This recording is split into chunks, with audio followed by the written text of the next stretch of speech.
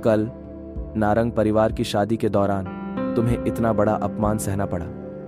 भावेश ने कहा, क्या तुम उनसे बदला लेने की शक्ति नहीं चाहते? क्या तुम नहीं चाहते कि तुम्हें वो रुतबा, वो शोहरत, वो ताकत मिल जाए? भावेश ने अपने चालाक स्वभाव का इस्तेमाल कर शिवम से अनुनय किया, लेकिन इसके बावजूद भी शिवम ने सिर्फ अपना सिर हिलाया और कुछ नहीं कहा। मुझे पता है कि तुम मुझसे अपने दिल की गहराई से नफरत करते हो। तुम चाहो तो जीवन भर मुझसे नफरत कर सकते हो, और मुझे अपने पिता के रूप में स्वीकार नहीं करना चाहते हो तो वो भी मत करो। भावेश ने गंभीरता से कहा, केवल एक चीज है जो तुम्हें करने की जरूरत है, वो है शाह परिवार में वापस आना और अपने दादा को पहचानना। फिर तुम शाह परिवार से वो लेने में सक्षम हो जाओगे जो तुम चाहते हो, और उस शक्ति के साथ तुम जो चाहो वो कर सकते हो। दिखने में इतनी सिंपल सी शर्त है, पर ये एक बहुत बड़ा मौका है जो तुम्हारे लिए शोहरत और ऊंचाइयों के सारे रास्ते खोल देगा। क्या तुम अब भी इसे स्वीकार करने को तैयार नहीं हो? शिवम ने स्पष्ट रूप से कहा, मुझे आपकी सहायता की कोई जरूरत नहीं है। मैंने वास्तव में तब तुम्हारे और तुम्हारी मां के साथ गलत किया था, लेकिन अगर तुम मेरी जगह होते तो शायद तुम भी ऐसा ही करते। एक आदमी जीवन में सब कुछ खो सकता है, हालांकि केवल एक चीज जो उसे नहीं खोनी चाहिए वो है वो शक्ति जो उसके हाथों में है। शिवम ने अपना सिर हिलाया और बेहद निराशा में आह भरी। पूरे 1 दशक के बाद भी भावेश को अभी भी उसने उसके और उसकी मां के साथ जो किया उसके लिए किसी प्रकार का पछतावा या अपराध बोध महसूस नहीं हो रहा था। शिवम ने खड़े होकर जाने से पहले कहा, मैं वापस जाने और अपने दादाजी से मिलने का समय चुनूंगा। हालांकि शाह परिवार के मामले का मुझसे कोई लेना देना नहीं है। ठीक है, तुम जा सकते हो। मैंने तुम्हें पहले ही शर्तें बता दी है और तुम्हारे जवाब का इंतजार रहेगा।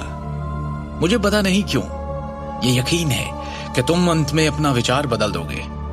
हाँ, आपने जो कहना है या करना है वो कीजिए। नोएडा सिटी, पूर्वी जिला, रायजादा ग्रुप बिल्डिंग। इमारत के प्रवेश द्वार पर पहुंचकर शिवम गेस्ट हॉल में चलने के लिए आगे बढ़ा। सर, क्या मैं पूछ सकती हूं आप किसे ढूंढ रहे हैं? रिसेप्शनिस्ट ने विनम्रता से पूछा। मैं आपके डायरेक्टर नितिन रायजादा से मिलने आया हूं, शिवम ने शांति से कहा। आप डायरेक्टर रायजादा से मिलने आए हैं? क्या आपके पास अपॉइंटमेंट है? उस रिसेप्शनिस्ट ने फिर पूछा। कैजुअल स्ट्रीट वियर टाइप के कपड़े पहने शिवम किसी ऐसे व्यक्ति की तरह नहीं दिख रहा था जिसके पास डायरेक्टर नितिन रायजादा जैसे बड़े आदमी से बात करने की योग्यता भी हो। मिलना तो दूर की बात थी। आप उन्हें सिर्फ मेरा एक मैसेज दे दीजिए और जैसा मैं कह रहा हूं बिल्कुल आप वैसा ही उनसे कहिए। उन्हें बताइए कि मैं चेतन आनंद रायजादा का दोस्त हूं। ठीक है, आप प्लीज कुछ देर वेट कीजिए। भवन के दूसरी ओर डायरेक्टर के ऑफिस में एक असाधारण स्वभाव वाला एक मध्यम आयु वर्ग का व्यक्ति कुछ डॉक्यूमेंट्स और फाइल्स की जांच कर रहा था। कम इन। अनुमति मिलने के बाद एक युवा पुरुष सेक्रेटरी ऑफिस के अंदर आया और उसने नर्म तरीके से सम्मानपूर्वक कहा, डायरेक्टर सर, फ्रंट डेस्क से मैसेज आया है कि कोई आपको ढूंढ रहा है। Front desk? दिन के इस वक्त मेरा कोई अपॉइंटमेंट नहीं है ना?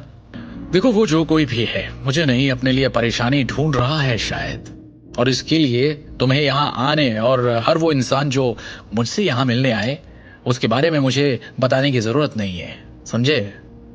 सर वो एक्चुअली, सेक्रेटरी थोड़ा सा हिचकिचाया और फिर उसने कहा, सर उस आदमी ने आपको एक मैसेज देने के लिए कहा है।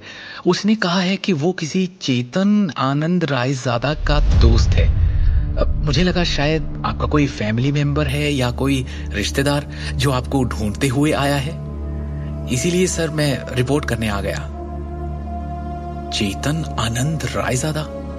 आगे की कहानी जानने के लिए देखिए अगला एपिसोड सिर्फ पॉकेट एफएम के यूट्यूब चैनल पर, और शिवम द हिडन वॉरियर के सारे एपिसोड्स को सुनने के लिए डिस्क्रिप्शन में दी लिंक से डाउनलोड करें पॉकेट एफएम ऐप।